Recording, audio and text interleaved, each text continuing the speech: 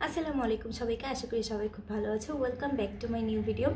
আজকের ভিডিওতে আমি তোমাদের করা কিছু র্যান্ডম কোশ্চেনের অ্যান্সার দিব। তো চলো কথা না বাড়িয়ে ভিডিওটা শুরু করি। তোমরা সর্বপ্রথম যে প্রশ্নটা আমাকে সবাই অনেক বেশি করো সেটা হচ্ছে, আপু কোনটা দাগানো উচিত হবে? সি ইউনিটের জন্য অনৈচ্ছিক যে বিষয়গুলো আছে, যেমন ম্যাথ অথবা শুধু বায়োলজি অথবা ম্যাথ প্লাস বায়োলজি, এর মধ্যে কোনটা দাগানো উচিত হবে?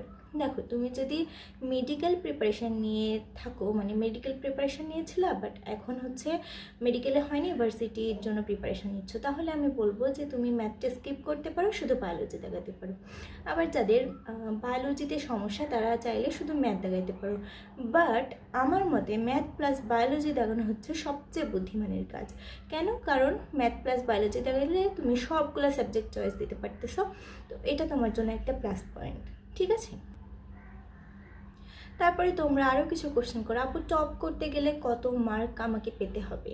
তো টপ করতে গেলে তোমাকে 100-র মধ্যে 75+ মার্ক তোমাকে পেতেই হবে। ঠিক আছে, তুমি যদি একেবারে টপ সাবজেক্ট পেতে চাও।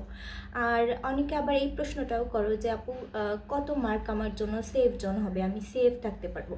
তো তুমি যদি শুধু বায়োলজি দাগিয়ে থাকো সেক্ষেত্রে দেখা যাবে যে তোমাকে 62-63 সেফ মার্ক হিসেবে ধরা হবে। আর তুমি যদি শুধু ম্যাথ দাগাও বা ম্যাথ প্লাস বায়োলজি দাগাও সেক্ষেত্রে তুমি 60+ পাইলেই একেবারে সেফ, তুমি যে কোনো একটা সাবজেক্ট ইনশাআল্লাহ পেয়ে যাবা। তো এই কোশ্চেনের অ্যান্সার আশা করি তোমরা ক্লিয়ার হইতে পারতেছো। এটা আমাকে অনেকে কোশ্চেন করো, এই জন্য আমি এই ভিডিওটাতে বলে দিলাম, যেহেতু বললামই যে আমি র্যান্ডম কোশ্চেনের অ্যান্সার দিব। অনেকে হলের বিষয়ে কিছু কোশ্চেন করো, সেটা হচ্ছে আপু ফার্স্ট ইয়ারে কি হল পাওয়া যায়?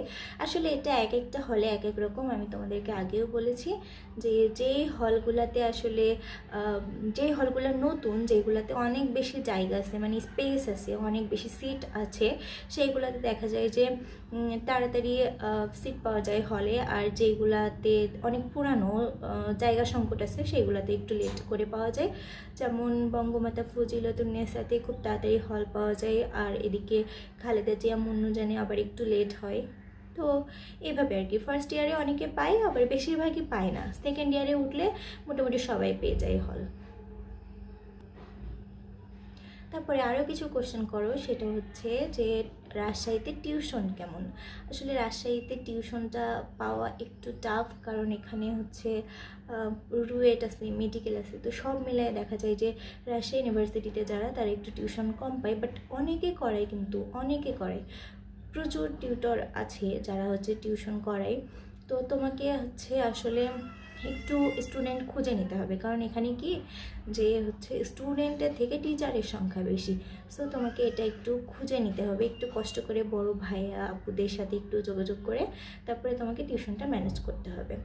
আর এখানে বিভিন্ন কোচিংয়ে তোমরা ঢুকতে পারো, তবে এটা তোমাকে অবশ্যই বাছাই করে ঢুকতে হবে। যেই কোচিংগুলোতে দেখা যায় যে অথেন্টিক আর কি, সেইগুলোতেই ঢুকতে হবে, নাহলে বাকিগুলোতে দেখা যাবে তোমাকে দিয়ে অনেক পরিশ্রম করিয়ে নিবে, কিন্তু সেই পরিমাণ পেমেন্ট তোমাকে দিবে না। তো এই বিষয়টা তোমাকে একটু বুঝে শুনে আর কি ম্যানেজ করতে হবে। তো এই কোশ্চেনগুলো তোমরা সবচেয়ে বেশি করো। আর আমার সম্পর্কে কিছু কোশ্চেন করো, সেটা হচ্ছে আপু তুমি কেন হল পাওনি? আমি নিজেও জানি না আমি কেন হল পাইনি। আসলে খালেদা জিয়া হলে একটু সিট দেরিতে পাওয়া যায়, তো সেই জন্য হয়তো আমি এখনও হল পাইনি। আর অনেকে আবার কিছু কোশ্চেন করো যে আপু তুমি কোন ডিপার্টমেন্টে পড়ো? এটা আমি অনেকবার বলেছি যে আমি প্রাণীবিদ্যা ডিপার্টমেন্টে পড়ি। আর এবার আমি থার্ড ইয়ারে উঠবো। থার্ড ইয়ারে এতদিন উঠে যেতাম আর কি, বিভিন্ন কারণে হচ্ছে একটু সেশন জটে পড়ে গেছি। তো আজকের ভিডিও পর্যন্ত ছিল। সবাই ভালো থেকো, সুস্থ থেকো, আল্লাহ হাফিজ।